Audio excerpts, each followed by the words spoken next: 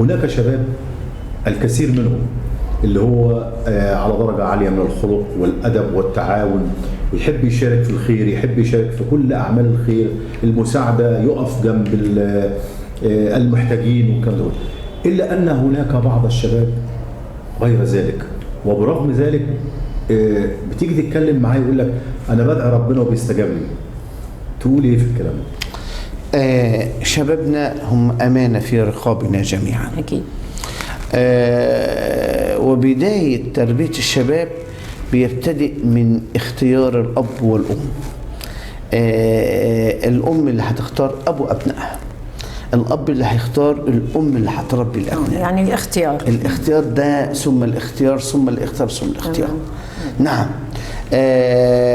والنبي صلى الله عليه وسلم الحديث تخيروا لنطفكم فإن العرق دساس. والقرآن بيقول إن وجدنا آباءنا كذلك يفعلون. يعني فلذلك لابد يكون اختيار صحيح، عشان أنا بختار الأم اللي مش هتدعي على الأب قدام ولادها وتسوء كلامها. مش هختار الأب اللي هو بيضرب ويهين ويسب. طب الأولاد هيطلعوا إزاي؟ فدي شيء مهم جدا. ثم تنتقل بعد ذلك المرحلة الأخرى من مرحلة التربية. التربية دي مهمة جدا. إن لابد إن الأم والأب يزرعوا في أبنائهم الصدق، حب الخير، حب الله. الأم اللي تقول لأولادها روحوا قبلوا إيد أبوكم، والرجل الأب اللي يروح قبلوا إيد الأم، ويأمروا بعضهم البعض في الأبناء ببر الوالدين، ويترعرع الأبناء على الاحترام والأدب، عارفين هذا حلال وهذا حرام. هي بداية الأسرة. بداية الأسرة.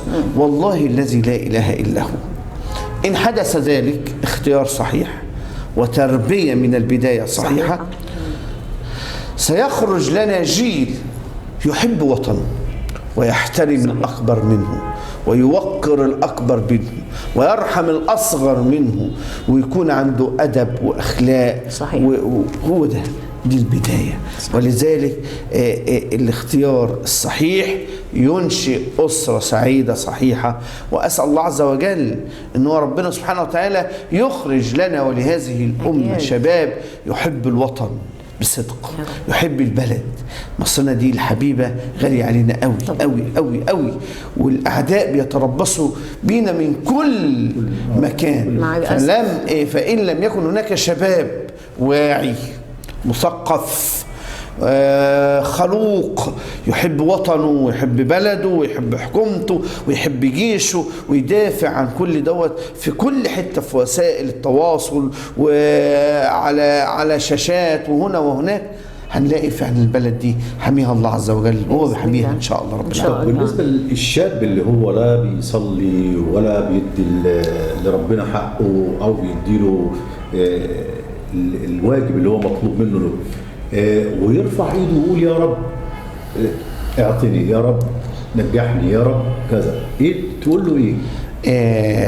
النبي صلى الله عليه وسلم بيقول لنا حديث جميل قوي، بيقول وإن من العباد عبد أشعث أغبر يطيل السفر. واحد قاعد بيه يرفع يده يقول يا رب يا رب، أن يستجاب له. إيه بقى ده؟ إيه ليه ربنا مش هيستجيب له؟